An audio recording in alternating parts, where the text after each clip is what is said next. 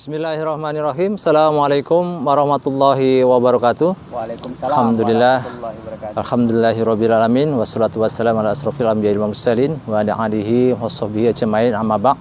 Alhamdulillah sahabat pecinta silat dimanapun berada. Hari ini kami dari Kampung Silat Jampang, sebuah komunitas silat yang berada di Bogor, hadir kembali melakukan diskusi silat dengan para guru-guru silat yang tergabung di Kampung Silat Jampang. Nah, hari ini ada 36 perguruan yang bergabung dengan Kampung Silat Jampang, dan kami terus membuka siapa saja ingin bergabung untuk mengembangkan silat bersama-sama. Nah, hari ini alhamdulillah ini kedatangan guru-guru kita yang merupakan tokoh-tokoh di perguruan silatnya, yaitu pertama ini Ustadz Mahrudin, ya, yang ganteng ini, bajunya putih, insya Allah, celananya putih, dan hatinya juga putih, insya Allah, masya Allah. Beliau ini adalah guru besar silat Cimande Al-Hikmah, betul gitu ya, Ustadz ya. Alhamdulillah, terima kasih atas kehadirannya. Kemudian yang sebelah sana yang hitam-hitam, nah, tapi kepalanya pecinya putih, ya. Beliau adalah Kang Imam Fauzi sebagai pelatih dari perguruan Panglipur di daerah Bogor, ya.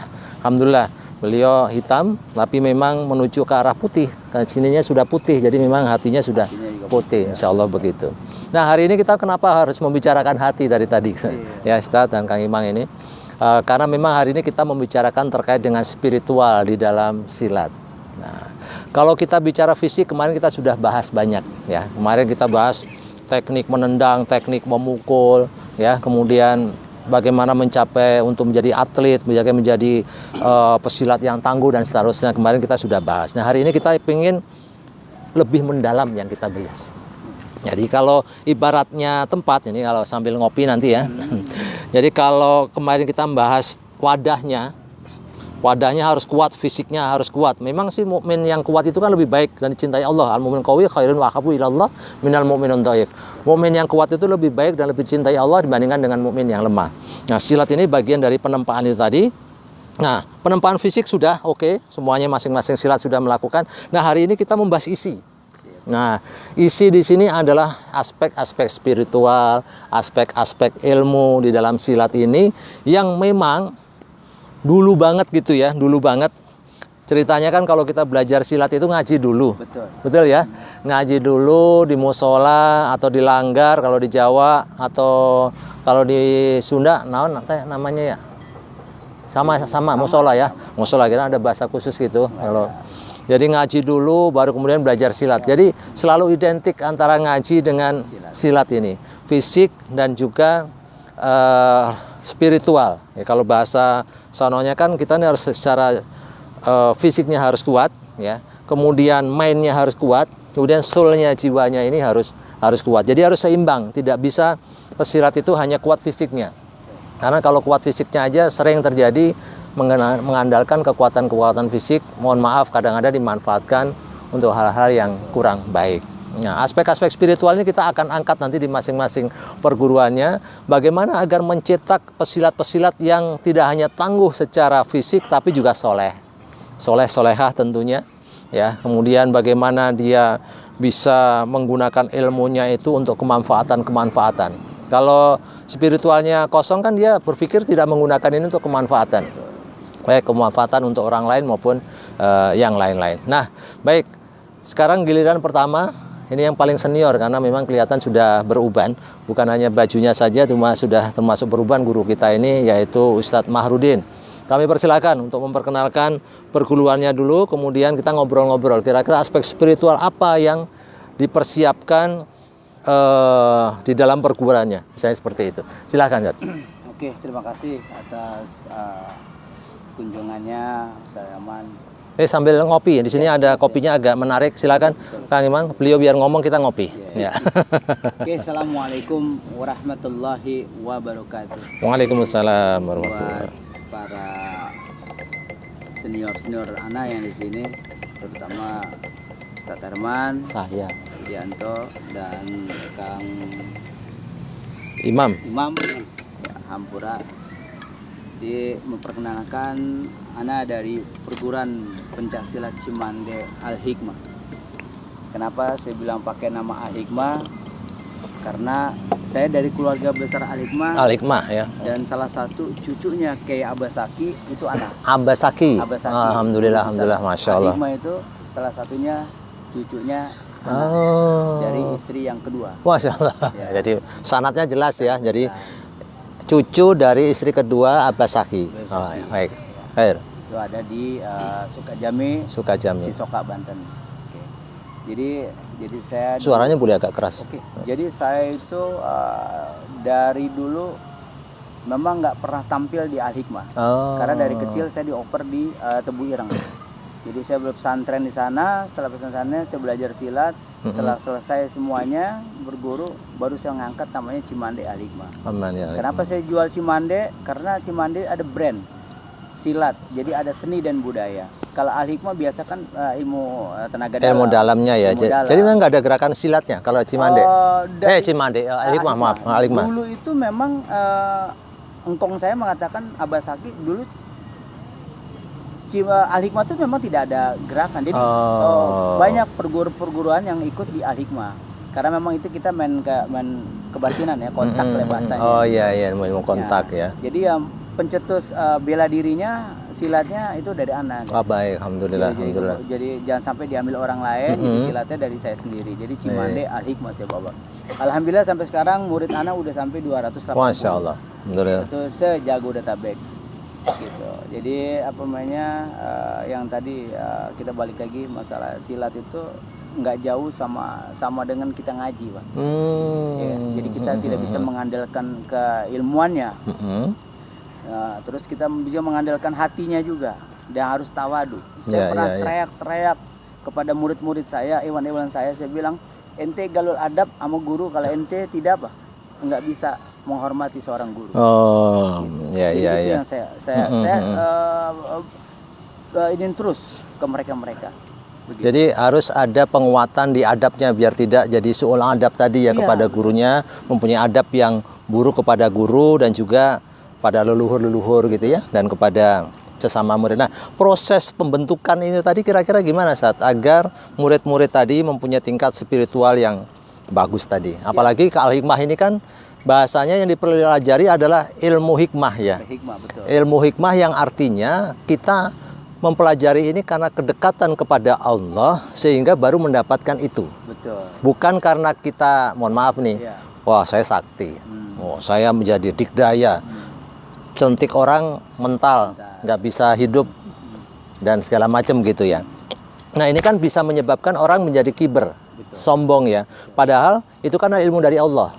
Ilmu hikmah yang artinya kita benar-benar mengharapkan pertolongan dari Allah, kedekatan ibadah kita, spiritual kita, ruhiyah kita, barulah kita bisa mendapatkan begitu. Betul seperti itu prosesnya. Nah, kira-kira gimana prosesnya itu tadi saat kepada guru-guru dan mungkin level-level, kan ada level murid awal sampai tertinggi itu, mungkin ada level-level yang untuk di Cimande Al-Hikmah ini ada jenjang, kalau di kantor ada jenjang karir. Iya.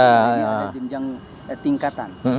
Dulu saya coba mencetuskan dari sebelum dia mendapatkan keilmuan Al-Hikmah. Itu Al-Hikmah itu ada tingkatnya, ada tiga. Jadi disebutnya gores tingkat 1, gores tingkat 1, tingkat 2, tingkat 3. Nah, tingkat 3 ini itu jatuh 4-nya perawat. 4 itu perawat namanya. Perawat itu udah tingkatnya, dia udah bisa ngisi orang lain. Dan jatuhnya kalau perawat itu dia udah bisa, biasanya dia buka pengobatan. Larinya ke situ. Ya. Jadi orang-orang Al-Hikmah itu kalau udah tingkat 4, tingkat 5 itu larinya ke pengobatan. Baik. Gitu. Jadi saya punya program, kebetulan saya juga ada di Kampung Silat Jampang. Saya juga berterima kasih di Kampung Silat Jampang di KS ini yang membuat saya tuh jadi pintar. Alhamdulillah. Karena saya di sini diajarin namanya manajemen silat. Masya Allah. Saya diajarin bagaimana. Itu yang ngajarin siapa ya? Itu ada Ustadz Herman, tetangga saya. Gitu. Nah, jadi Masya Allah nih, saya tawadu sama namanya Ustadz Herman itu, saya tawadu, Masya Allah. Perjuangannya nggak jauh, 11-12 sama anaknya. Ya Alhamdulillah, Masya Allah. Jadi apa namanya, dari sinilah, dari sepetik dari Kampung Silat Jampang ini saya bisa maju, bisa eksis, saya punya branding di sini. Nah, branding ini saya coba memanfaatkan bagaimana caranya supaya itu banyak orang-orang yang di luar sana yang mau masuk di Al-Hikmah, ya kan, dan bagaimana apapun persyaratannya, saya alhamdulillah udah ibaratnya sama Ustadz Herman ini, Pak. Saya udah dijejelin ilmu, ilmu manajemen silat. Tapi ilmu yang baik ya. Iya, Alhamdulillah, manajemen sekarang ya. saya bisa tawadu, saya ngerti. Ya, jadi untuk apa namanya? Saya sambil ngopi dulu Ustaz ya. Padahal. Jadi untuk pertama ini saya ajarin apa? Seperti biasa yang kemarin di share. Pertama silat dulu saya ajarin. Silat, fisik, saya gembleng terus apa namanya? Jadi latihan-latihan keras. Fisiknya. Kalau Cimande kan udah pasti Iya, pasti tulang sama ototnya itu sudah terkenal lah ya. Ya makanya ada saya sama guru saya ini, guru silat saya. Assalamualaikum guru saya ini, mudah-mudahan bisa ngelihat Abah Adam yang sekarang ada di Bogor. Ya ini antum, murid antum jadi seperti ini, berkat doa antum jadi beliau masih ada atau sudah wafat? Oh masih ada. Oh masih ada. alhamdulillah. Sekarang sekitar umur 70-an. 70-an. Ya masih ada insyaallah. Nah, jadi saya coba ini ya. Jadi pertama kali itu orang masuk sama saya, serana saya suruh dia itu punya apanya, teklak, berjanji dulu Pak. Oh kayak ini ya, talek gitu ya, taleknya, sumpah. Gitu. Karena nanti saya nggak mau kalau dia nanti selesai di Cimande Al-Hikmah berbuat ulah. Jadi kita juga nih sebagai gurunya, jadi kita nggak bisa ngebimbingnya gitu. Makanya kita jaga nama branding kita ya. Dan nanti dari fisik itu, dari silat itu langsung namanya tingkat 1 Pak. Tingkat 1, iya. Oke. Tingkat 1. Dan saya udah ngembangin jurus Cimande Al-Hikmah ini, saya udah ngembangin 480 jurus gerak. Masya Allah, 400 itu? 480. 480 itu ingat semua? Alhamdulillah, Masya Allah, luar biasa ya, 480. Oh, jadi biasa. Itu harus kita hafal juga. Itu gundul semua berarti jurusnya juga ya, karena kitabnya juga gundul. Gundulnya jangan cek-cek Pak ya. Nggak bayangin kalau kitab kan gundul jelas, kalau jurus gundul tuh gimana kira-kira? Iya, makanya itu perlu belajar Pak. Nah, jadi udah silat udah kita ajarin, fisik ajarin, silat kita ajarin, terus namanya ada penggoresan tingkat 1. Penggoresan, kayak digores. Iya, gores. Karena kenapa di Al-Hikmah tuh kalau ngisi keilmuan tuh digores. Digores itu artinya secara fisik atau secara batin goresnya itu? Secara fisik ada. Fisik? Secara fisik. Pakai golok? Enggak. Oh enggak. Oh pakai tangan. Nah, kita bukan debus. Oh. Nah, jadi kita pakai tangan, ya digores tingkat 1. Nanti setelah udah tingkat 1 ini kita gores, itu ada namanya amalannya. Jadi dia nggak digores, ibaratnya segini, Pak Herman nih, Pak Ustadz Herman, saya kasih golok, tapi saya nggak kasih asahannya. Kan bingung gitu Pak Herman. Jadi digores itu untuk memasukkan tadi. Untuk memasukkan keilmuan tadi. Itu tingkat dasar. Tingkat dasar. Nah, baru gores 2. Lagi dengan namanya amalan. Gitu loh. Nah, udah selesai dia, kita uji coba. Uji cobanya di sini nih, di kampung Serajang. Ini mau nanya, amalan itu fokusnya adalah untuk menjadi hebat atau untuk menjadi dekat kepada Allah? Contohnya amalannya apa? Zikirnya apa? Misalnya boleh nggak kita tahu? Nggak apa-apa. Zikirnya gampang, zikirnya sehari-hari. Sehari-hari ya. Kita bisa pakai itu 9 Asmaul Husna, 99 Asmaul Husna. Kita bisa pakai zikiran itu. Ya kan? Nah, kita pakai nafas atau biasa saja? Oh enggak, kita enggak. Jadi setiap Badai Isya itu saya wajibkan itu puasa Senin sama Kamis. Oh, Senin Kamis. Nah, malam Badai Isya dia lanjut dengan zikir, Allah, itu aja. Berapa ribu? Enggak ada. Saya targetnya sampai misalnya 1000 deh. 1000 gitu ya. Minimal jam 2 malam itu selesai. Oh, sampai jam 2 malam ya? Iya, rata-rata begitu. Itu tingkat 1, Pak. Oh, tingkat 1 baru tingkat 1. Tingkat 1. Nah, tingkat 2-nya itu digores juga, cuma beda metode. Kalau tingkat 1 tangan dia ada di ketek sini, kita injek kaki dia, jarinya, gitu loh. Jadi kita goresnya, cara goresnya. Cara gores seperti itu. Nah, tingkat 2 kita seperti kayak kita mau nikah lagi, Pak. Jadi cukup kok ada laginya maksudnya? Itu ya, memang ada. Bukannya nikah aja. Nikah aja. Bukan nikah lagi. Karena beda kan nikah lagi itu berarti nambah. Iya, menambah ya. Alhamdulillah saya udah nambah gitu. Oh, udah alhamdulillah, Masya Allah. Dan barokah Ustaz. Kelihatan sih memang. Doain supaya anak punya keturunan. Amin. Kebahagiaan. Nah, jadi itu tingkat 2-nya itu seperti kayak kita nikah. Pengisian prosesnya. Kita pegang, kita bacain, dia ngikutin namanya siapa, bini siapa, kita doain.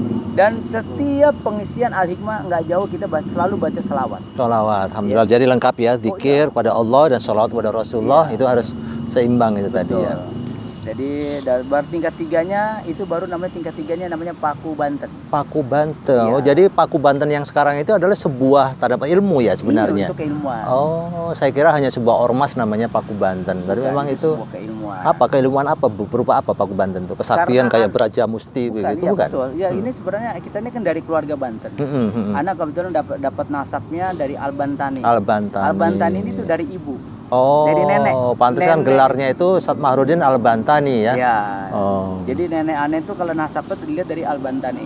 Kalau Abah Saki bukan Al-Bantani. Oh, beliau dari? Abah Saki dari Sisoka Jami. Sisoka Jami. Nah, kalau misalnya dari ibu tuh dari keturunan Banten. Makanya dari keluarga, dari anak nih, dari istri kedua dipakai penasabnya Al-Bantani. Al-Bantani. Dari Kiai Muhammad Nurdin Al-Bantani itu Abah Ana. Kiai Abah Sukri. Nah, Abah Sukri Al-Bantani itu kebetulan ada salah satu guru besar Paku Banten. Paku Bantennya di situ. Nah, alhamdulillah semuanya udah dipanggil sama Allah. Oh, alhamdulillah ya, mudah-mudahan berikan balasan semuanya terbaik. Udah dipanggil, cuman anak generasinya yang belum. Nah, tadi kembali kepada keilmuan tadi, Ustaz. Kan zikir sampai jam 2, sampai subuh mungkin gitu ya. Itu kan ya sebuah bentuk proses namanya zikir, itu kan zikir dari kata ingat kepada Allah Subhanahu, zikrullah, ingat kepada Allah ya. Terus ada hubungannya tidak antara tingkat kesolehan, karena hasil zikir tadi bukan hanya zikir di lisan ya, tapi zikir di kolbi gitu ya, di hati ini, dengan dampak dari keilmuan yang di alimah. Semakin soleh seseorang, dia semakin bagus ilmunya gitu. Ada nggak hubungannya atau sifatnya nggak ada hubungannya gitu? Ya, semua itu ada hubungannya yang punyanya ya. Gitu. Jadi orang soleh masuk di al-hikmah, semakin soleh. Semakin soleh, insya Allah, alhamdulillah. Ini ada orang preman, ada saya punya cerita, seorang preman Tanah Abang, dia mau ngikut Cimande al-hikmah, sampai dia ngeluarin kata-kata dari mulutnya, saya nyaman di al-hikmah. Karena setiap hari saya disuruh zikir sama Ustadz Mahdudin. Sehari saya harus berbuat baik, sehari saya harus senyum gitu loh. Nah, itulah manfaatnya, alhamdulillah sekarang dia jadi baik. Alhamdulillah, alhamdulillah. Jadi ada proses perubahan ya, perubahan. Yaitu tadi dari baju hitam, kan dulu sejarahnya kenapa baju hitam itu kan agar kita terus berusaha menjadi putih gitu ya. Nah, jadi termasuk tadi preman-preman pun banyak yang berubah secara pelan-pelan sehingga dia insya Allah menjadi soleh, karena memang salah satu fungsi pembinaan yang ada di perguruan Cimande Al-Hikmah ini adalah proses hati tadi. Iya, betul. Karena kita memang kolbu. Dan ada, saya juga dulu pernah belajar ya, waktu muda nih saya hobi gila dengan ilmu. Masya Allah. Sekarang mukanya kayaknya masih muda. Saya udah gila. Gila. Jadi saya gila ilmu. Jadi sama abah saya itu disuruh belajar Cimande. Setelah belajar Cimande, saya harus kembangin. Sekarang udah ngembangin berapa jurus yang sudah kembangin, alhamdulillah. Udah dari Cimande itu saya dikasih sama surat wasiat dari Abah Adam, guru saya Cimande, untuk ke Jogja. Masya Allah. Belajar apa itu? Belajar namanya ilmu pernapasan Wira Sakti Buana. Wira Sakti Buana. Nah, itu guru besarnya Pak Warsis. Nah, mungkin ini orang pernapasan itu pasti udah tahu namanya Pak Itu Warsis. jalurnya beda dengan pernapasan Al-Hikmah? Beda. Oh, beda. Jadi teknik nafasnya pun beda. Beda. Teknik kalau di pernapasan Al-Hikmah itu ada cuma satu ya, Pak Herman. Itu di Al-Hikmah itu ada namanya nafas kolbu. Oh, nafas kolbu. Nafas itu dia harus bisa mengucapkan misalnya ya Allah itu sampai ya 50 kali, 30 kali. Jadi semakin lama semakin bagus. Jadi prosesnya pasti bertahap ya, dari kecil dulu. Betul. Dan itu juga dampak dari hasil tenaga dalam yang dihasilkan. Bisa. Jadi ini dampaknya kita bisa menyembuhkan penyakit. Contoh sampai misalnya kalau saya pusing-pusing, kantong kering, itu saya biasanya tar. Ya. Bener nih, maksudnya pusing dari kantong kering bisa hilang. Bukan. Itu mesti ada hubungannya nanti ya. Biasanya kalau kantong kering ya urusannya ya kantong harus keisi dulu baru pusingnya hilang ya? Betul. Enggak ya? Jadi dengan adanya kita berzikir ngadu ya. Karena saya pernah punya guru. Ya guru saya itu Al Habib Abdurrahman bin Hasan Al-Halabsi. Dia lulusan dari Yaman, muridnya Habib Umar bin Hafiz. Habib dia bilang, Umar. Ustaz, saya hebat-hebatnya antum dari punya ilmu silat. Nggak ada apa-apanya ilmu antum sama Allah. Betul. Jadi Pasti bagaimana ilmu antum bisa bermanfaat kasih orang yang membutuhkan. Jadi sama sekarang tuh insya Allah saya masih insya Allah nih Pak Ustadz Darman, insya Allah saya masih tawadu. Alhamdulillah. Gitu. Alhamdulillah. Karena semakin ilmu tinggi harus semakin tawadu kan. Betul. Begitu ya. Saya nggak suka ditantangin sama orang. Itu udah bukan tawadu. Namanya gimana maksudnya? Gitu ya? Kalau ditantangin nggak suka berarti ngelawan atau gimana? ada ilmu lari. Oh. Nah, iya. Jadi seperti itu. Baik, baik. Ayo. Alhamdulillah, nanti kita lanjutkan lagi Ustadz. Hari ini ada kedatangan tamu lagi, yaitu guru kita Bang Imang atau Kang Imang karena di Sunda. Kang Imam Fauzi. Ini dari Silat Panglipur. Minta tolong ininya gantian saat nanti kita lanjutkan. Mau pulang tadi.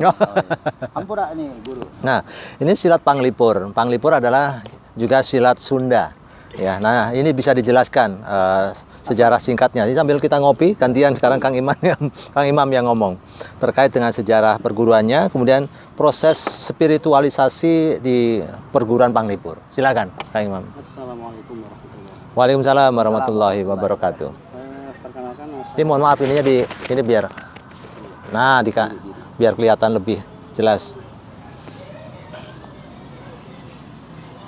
Ya, perkenalkan nama saya Imam Fauzi. Sebenarnya saya lahir itu Lampung. Tinggal di Bogor sudah puluhan tahun ya, sekitar 20 tahun. 20 tahun. Jadi dari kecil memang saya hobi latihan silat. Dari umur berapa itu, Kang Imam? Dari SD aja. SD ya? Pindah-pindah perguruan. Iya, Terakhir saya ada di Panglipur. Panglipur, alhamdulillah. Panglipur ini didirikan oleh seorang pendekar yang bernama Abah Aleh. Abah Aleh ini lahir pada tahun 1850. 1800-an ya? Wafat 1980. Itu zaman penjajahan Belanda berarti ya maksudnya ya? Wafat dalam usia 120. Masya Allah, sangat panjang ya? Beliau itu adalah keturunan asli dari Banten. Oh, jadi nyambungnya tetap ke Banten juga, Abah Aleh tadi ya? Beliau itu sangat tekun dengan ilmu silatnya, sampai berkeliling ya, mencari tanding sekalian belajar 5 aliran. Masya Allah. Cimande, Cikalong, Sebentar, pelan. Cimande, Cikalong, Sabandar, Karimadi, dan Sera. Oh, padahal Karimadi juga dua yang terpisah sebenarnya, Kari sama Madi ya. Karena bersatu. Ya. Kemudian dijadikan satu, tukar ilmu kemudian jadi satu ya, 5 ini, Masya Allah. Alhamdulillah. Terus. Nah, jadi perjalanan pada saat tahun 1909 itu bertemu dengan Bupati Bandung pada saat itu, Wiranata Kusuma. Oh, jadi masih adipati yang dulu ya? Setelah kenal, beberapa minggu kemudian itu Bupati Bandung itu sakit. Saat sakit ingin dihibur oleh Bapak Aleh. Bapak Aleh itu. Bapak Amin pada saat itu. Dihiburlah atraksi pencaksilat. Nah, setelah itu, setelah sembuh Bupati Bandung Wiranata Kusuma menganugerahkan yang dulu tidak ada nama Panglipur. Ini dianugerahkan dengan nama Panglipur Galih, yaitu penghibur hati. Penghibur hati ya, Panglipur Galih ya. Baik. Awalnya dari situ mulai berkembang silat Panglipur mulai di Bandung dulu. Setelah dari Bandung baru terakhir menikah dengan orang Garut. Oh, alhamdulillah. Banten, Garut. Meninggal di Garut. Di Garut ya.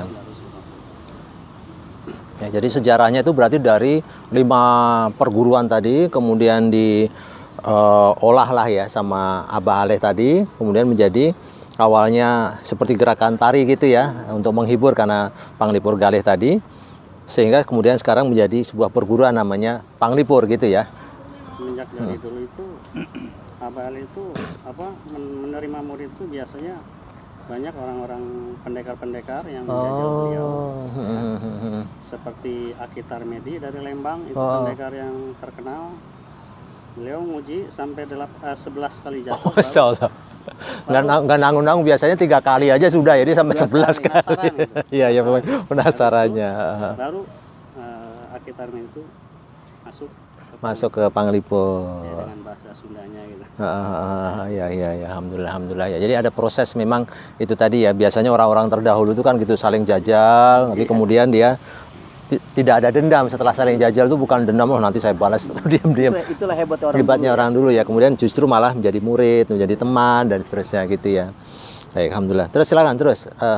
Jadi untuk silat Panglipur ini untuk di Bogor ini adalah cabang ya, yang pusatnya di Bandung berarti atau? Pusatnya sekarang itu di Bandung. Kalau dulu semenjak Putri Abah Aleh Raden Eni Rukmini Soekarningrat masih ada, Itu dulu di Garut. Di Garut, baik. Setelah meninggal sekarang pindah putrinya Abah Ale.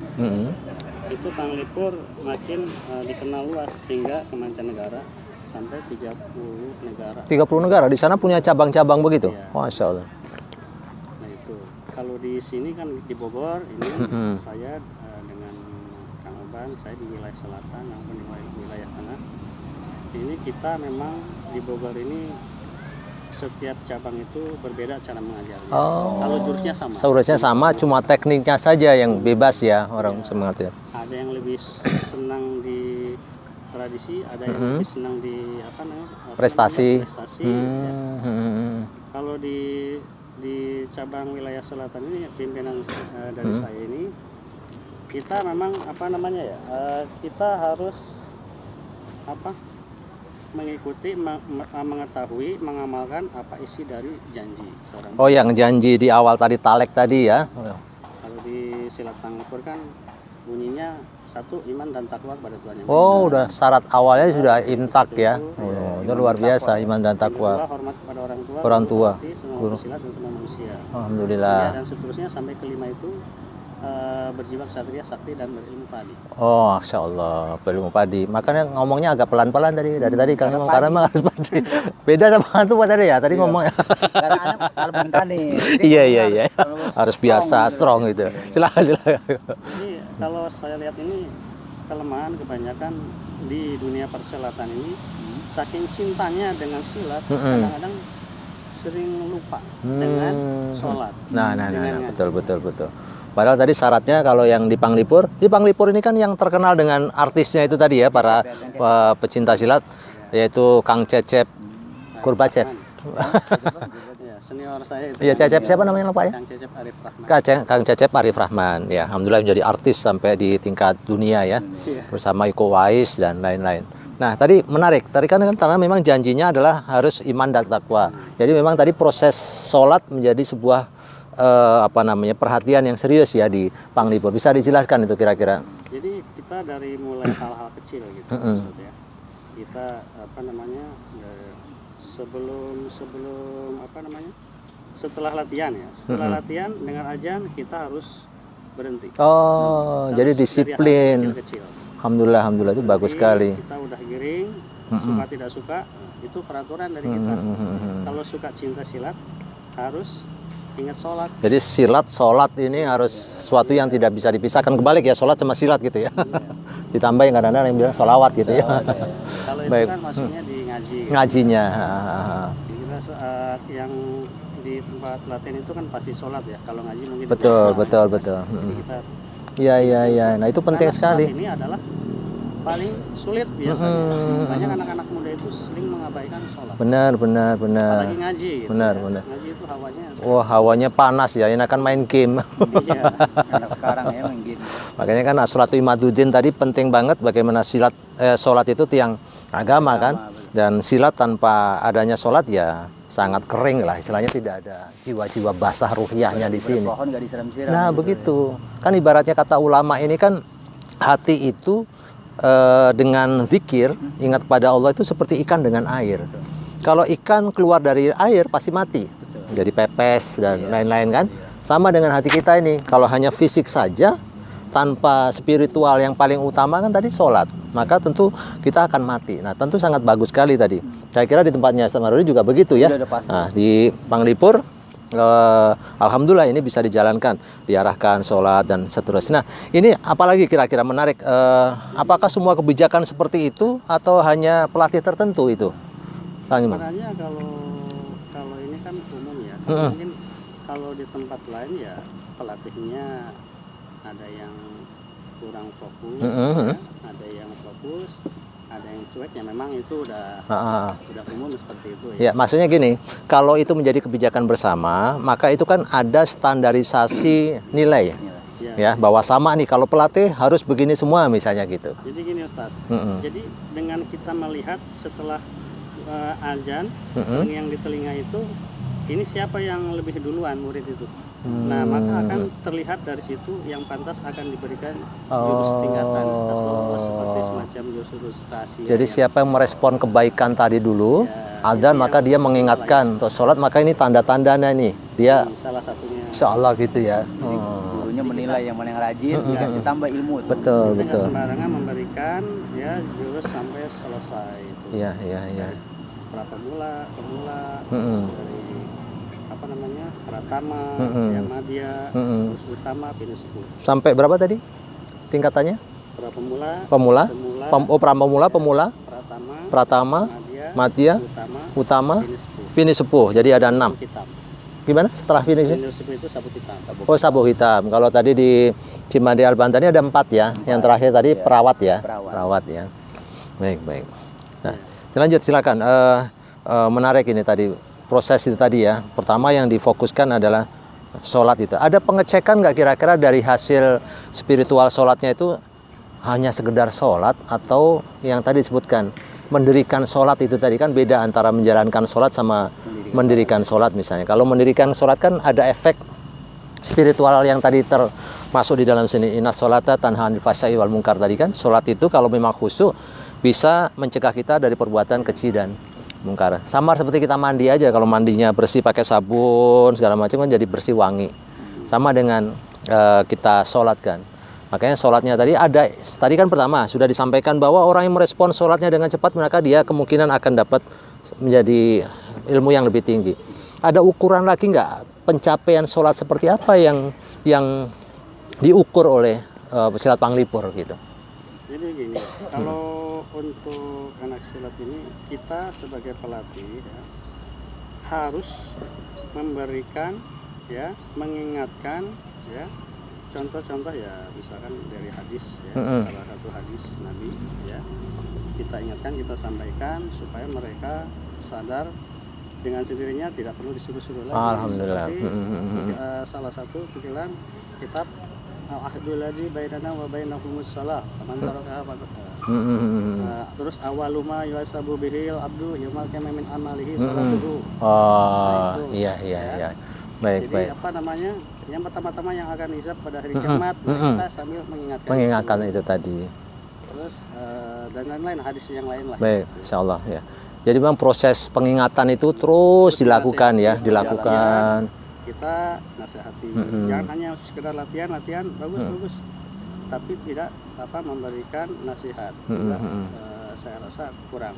Ya, jadi menarik sekali ini para guru sekalian dimanapun berada bahwa sholat ini menjadi sebuah kebutuhan kita yang pertama dan menjadi perangkat yang penting di dalam pengembangan silat, sehingga jiwa-jiwa kita ini para pesilat dan para pelatih-pelatihnya itu selalu diingatkan untuk selalu dekat dengan Allah ya, sehingga dari silat tadi menghasilkan yang poin kelima tadi menjadi orang-orang yang tawadhu ya, tidak menjadi orang-orang yang bahasanya itu adigang, adigung, adiguno gitu. Itu artinya apa itu? Karena pernah di pesantren Tebuyeng harusnya ngerti orang Jawa nih. Yang ngerti. Adigang, adigung, adiguno. Iya, itu karena udah lupa. Ya. Udah lupa. Saya udah CB jadi.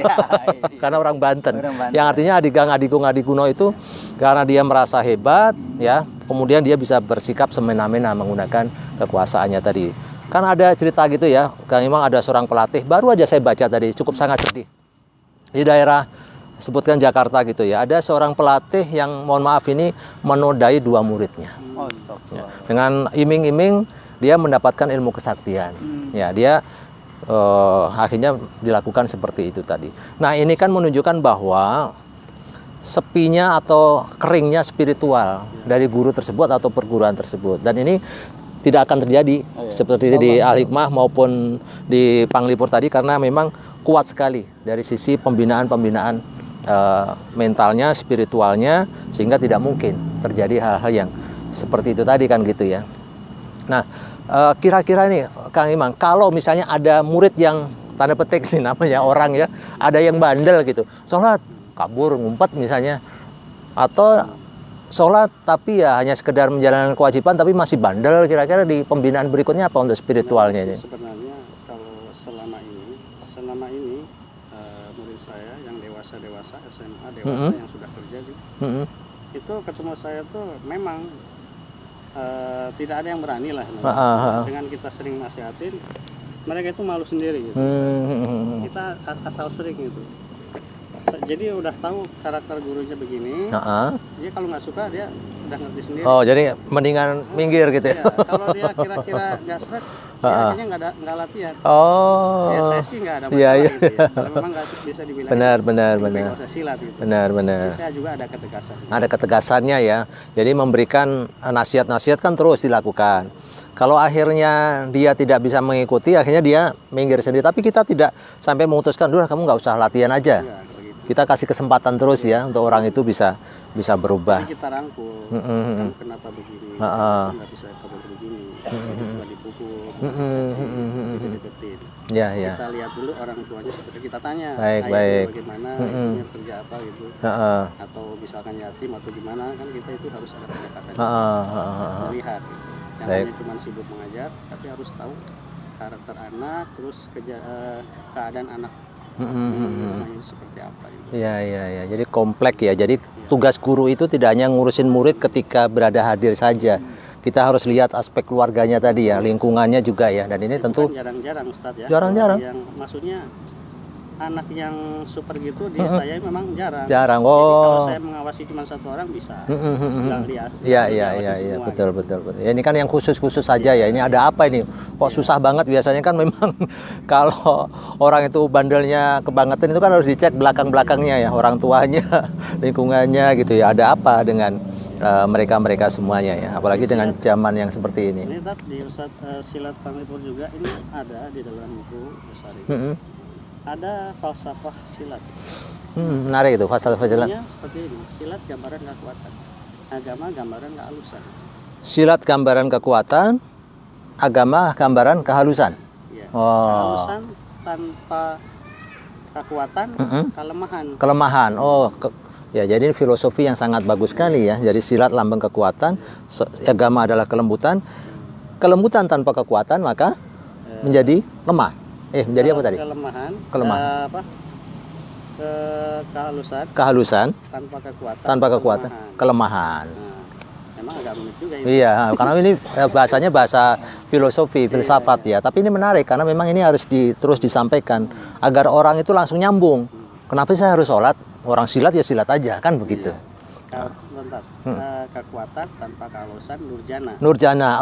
Jadi lengkap tadi. Saya sengaja itu saya potong. Saya lengkapi dulu.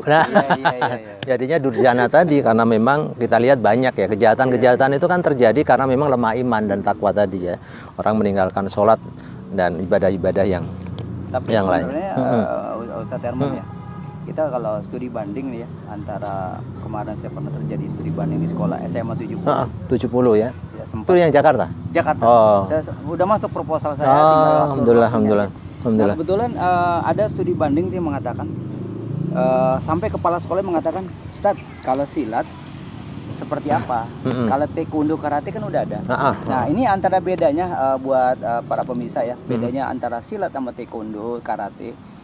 Kita orang silat nggak jauh dari Bismillah, Tawadu.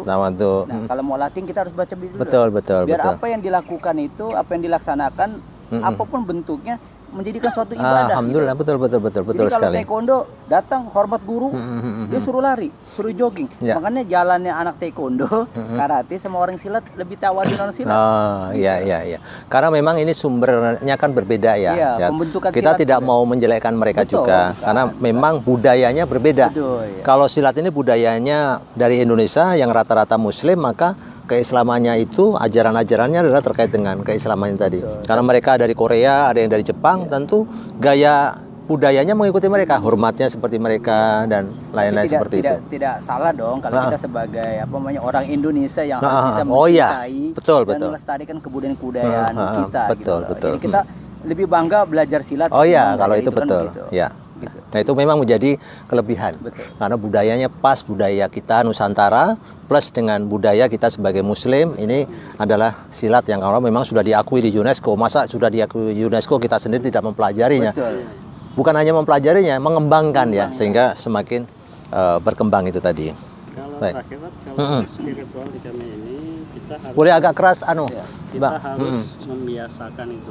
Sebelum kita latihan ya, kita selalu meyakini kita itu diperhatikan oleh sang Pencipta. pendiri. Oh. Pendiri. Nah itu kita keyakinan kita ya, kemarin kita mau latihan nih, contoh nih, kita kirim doa kepada Abaleh sang pendiri silat Iya. Al-Fatihah semua. Beberapa jam kemudian setelah latihan ada yang datang, kita mau dikenalkan oleh wakil wali kota gitu. Oh, alhamdulillah. Itu, memang kita itu jangan mengharap maksudnya, kita hanya berdoa. Berdoa, Kita berdoa. kirim, Betul. kirim doa masih nyampe ya. Nah, ternyata ada kejutan-kejutan yang Allah Berikan kepada kita. Setelah berdoa itu ya. Harusnya memang tulus. Dan ini kan bagian dari adab sebenarnya kita ya sebagai murid-murid itu, kelebihan dari guru-guru kita ini akan terus mendapatkan doa dari murid-muridnya. Ya, kadang-kadang ini mohon maaf, kalau orang tua misalnya nih, orang tua kemudian anaknya sudah meninggal, itu bisa terputus tuh siapa yang mendoakan, nggak ada lagi ya. Tapi kalau guru selama itu murid-muridnya masih murid-murid terus, dia akan terus mendoakan. Asalkan memang ini dibiasakan di perguruan. Karena memang adab bagian kita adalah mendoakan guru-guru kita, bagian dari mendapatkan kebarokahan dari Allah kan. Ilmu ini kan kalau barokah, Masya Allah kan. Jadinya kan penuh kebaikan. Salah satunya tadi diceritakan Kang Imam ya, adanya pertolongan-pertolongan Allah dari sisi pengembangan silatnya dan lain-lain. Dan termasuk tentu untuk kemanfaatan diri kita ya terkait dengan ilmu-ilmu tadi ya. juga itu apa namanya seperti apa rahasia-rahasia dari jurus-jurus sekian banyak itu yang di dalam buku. Kita itu kalau selalu mengirim doa itu kadang lewat mimpi, kadang-kadang Ijazahnya dapat ya itu tiba-tiba oh begini, Iya. buat ini Digerakkan lewat mimpi ya, betul. aplikasi ini ternyata begini. Ketika kita bertemu dengan guru besar yang masih ada, ternyata nyambung. Iya, Nah, betul. itu adalah Hasil daripada pengajaran yang terus dilakukan guru. Kadang-kadang biasanya gini Pak Herman, maaf saya ini. Mimpi itu orang-orang terbatas atau murid itu yang biasa dapat giro seperti iya, itu. itu kalau memang muridnya memang udah lama dan cinta, Oh, setia, ya. Ani setuju kalau itu. Tidak pernah melawan, tidak pernah membentak, selalu mengikuti apa kata guru. Oh, Ya, jadi baik ada tentunya ya. takzimnya tadi, hormatnya tadi kepada guru, sehingga dia memang berhak mendapatkan itu tadi. Jadi ada hubungan ta'liful qulubnya itu tadi, hubungan batinnya dengan guru-guru kita tadi, walaupun beliau-beliau ini sudah tidak ada, tapi tetap bisa itu tadi mendapatkan ilmu-ilmu yang tadi ya, yang rahasia-rahasia yang mungkin yang hidup sudah nggak ngerti itu. Bisa saja terjadi yang seperti itu ya, bagian dari kemudahan-kemudahan proses belajar dari Allah Subhanahu wa taala. Nah, itu tadi. Seperti kita ini karena udah cinta sama misalkan kalau di saya ya. Ini cinta silat pamukul. Kita membayangkan belum bertemu dengan salah satu guru besar yang lain, tapi kita sudah bermimpi. Saya pernah bermimpi bertemu dengan guru A, itu mempraktikkan jurus golok misalnya. Terus saya bertemu dengan guru yang B, guru besar, tapi hanya tersenyum saja. Gitu. Nah itu karena kita cinta ya, kita memang tiba-tiba kita bertemu. Betul. Dan ini kan memang tidak terhatinya tadi ikatan tadi, karena memang kan di dalam kitab namanya kitab Ar-Ruh gitu kan, Ibnu Qayyim Al-Jauzi kan mengatakan bahwa kita bisa bermimpi bertemu dengan orang-orang yang sudah meninggal. Kalau dia baik maka kelihatan di alam kuburnya baik, kelihatan cerah, dan beliau bisa mengajarkan sesuatu, bisa senyum dan segala macam gitu ya. Tapi kalau kondisinya gelap maka tanda-tanda di sana di alam kuburnya kurang baik. Ini bagian dari ikatan, tidak semua orang dapat mimpi, termasuk ke bapak kita, ibu kita belum tentu kita mimpi kalau tidak ada hubungan kedekatan tadi ya. Dan ini bagian yang luar biasa menunjukkan kedekatan, keseriusan, loyalitas tadi ya. Nah ini lanjut berikutnya adalah ini bisa dijawab oleh dua-duanya ya. Nah ketika kita tadi berzikir seperti Ustaz Mahrudin tadi berzikir ya Jabbar, ya Qawiyu, dulu kan saya juga begitu ya sampai subuh. Nah itu kita niatkan dekat kepada Allah atau diniatkan biar kita punya kesaktian? Kalau dari Ana semua nggak pernah mengajarkan ilmu kesaktian. Karena saya bilang ente belajar ilmu hikmah lebih ada lagi orang yang lebih hebat. Lebih hebat daripada Jadi, itu. Saya selalu mendoktrin mereka ilmu ini buat antum. Semakin antum berzikir, semakin antum dimuliakan sama Allah, ya insya Allah antum dimuliakan sama manusia. Jadi nggak ada namanya kalau kita berzikir kita lebih sakti, Lebih kebal. Biarpun di Al-Hikmah ada tuh tingkat 3 namanya Paku Banten. Oh, Paku Banten Nah, tadi. Paku Banten ini biasanya kalau kita mengadakan acara seni dan budaya. Oh, apa itu? Berupa apa? Berupa. Ya, seperti ya kita main debus. Oh, jadi kita Paku Banten tali tadi ya. maksudnya itu tadi ya. Cuman memang tidak ekstrim. Jadi yang di luar ini aja gitu kan. Yang ekstrim juga ada tapi kita nggak pernah tampilkan Tampilkan gitu. yang tadi ya. Karena memang ada sesuatu tanda ketip ya. Di Islam juga nggak terlalu ini.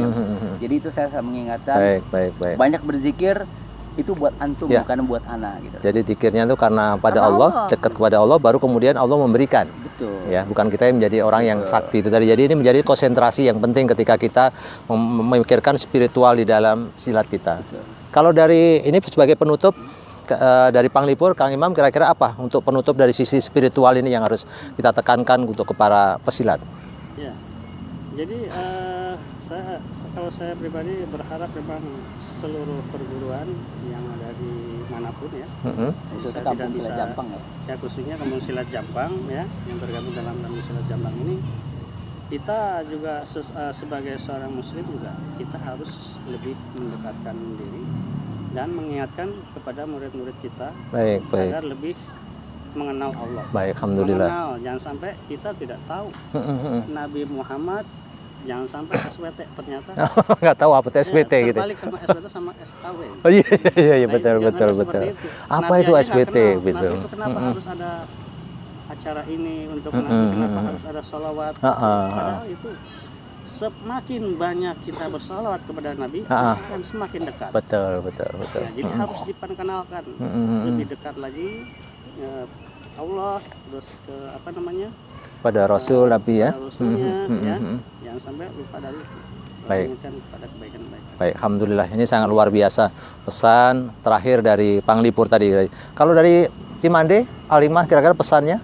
Ustaz, apa? Pesan saya jangan merasa bangga kalau kita udah jadi guru besar. Alhamdulillah. Kita sebagai guru besar terus belajar menuntut ilmu. Alhamdulillah. Terutama setidaknya kita mendekatkan diri sama Allah. Baik, alhamdulillah. Supaya ilmu kita yang kita turunkan kepada murid-murid kita itu bermanfaat semuanya.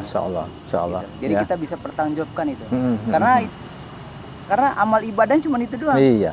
Membuat orang tuh jadi baik. Jadi baik, bermanfaat. Jadi termasuk nanti yang bisa kita harapkan kebaikannya ketika kita meninggal ya. Ya, oke. Ilmu yang tahu adai, bahwa ilmu yang bermanfaat itu tadi. Ada satu hal yang perlu saya cetuskan ya di dalam Kampung Silat Jampang. Baik. Untuk para guru semuanya, guru besar yang ada di Kampung Silat Jampang. Jadikanlah murid-murid kita ini adalah teman kita. Alhamdulillah. Jadi dia tidak merasa takut, tidak merasa sungkan, Baik. tidak merasa ini. Jadi dia merasa nyaman. Buat murid itu nyaman sama kita. Jadi Nyaman. enak curhatnya, komunikasinya begitu. Insyaallah. Jadi saling menghormati ya, kemudian saling kedekatan itu tadi ya, sehingga kalau begitu dekat itu malah menimbulkan kekuatan yang lebih besar. Betul, Ya. Baik, alhamdulillah luar biasa percakapan kita, obrolan kita, diskusi kita pada kesempatan hari ini spiritual di dalam silat. Nah, tadi kita sudah mendapatkan ilmu-ilmu dari dua guru kita. Mari seluruh pesilat dimanapun kita berada tidak hanya sekedar memikirkan wadahnya. Wadah harus kuat juga, tapi isi ini yang penting. Ya, isinya itu adalah spiritual dan ilmu-ilmu tadi. Jangan sampai wadahnya kuat tapi isinya kosong atau isinya justru keburukan. Iya. Bahaya. Tapi kalau wadah ini lemah pun isinya bagus juga akan pecah. Jadi harus seimbang. Qawiyu tadi di sini adalah fisiknya kuat, pikirannya kuat, spiritualnya tentu menjadi yang lebih kuat lagi, sehingga belajar kita ini tadi sampaikan oleh beliau tidak hanya untuk di dunia, yaitu manfaatnya adalah di dunia dan akhirat. Capek kita jangan sampai urusannya hanya di dunia, tapi juga sampai ke bawah akhirat. Gitu ya kurang lebih. Terima kasih banyak atas kehadirannya dan ilmu-ilmunya para guru Ustadz Mahrudin dan Kang Imam Fauzi. Kami dari Kampung Silat Jampang mengucapkan terima kasih. Kami mohon pamit, mudah-mudahan bermanfaat. Wabillahi taufik walhidayah waridho walinayah. Assalamualaikum warahmatullahi wabarakatuh. Waalaikumsalam warahmatullahi wabarakatuh.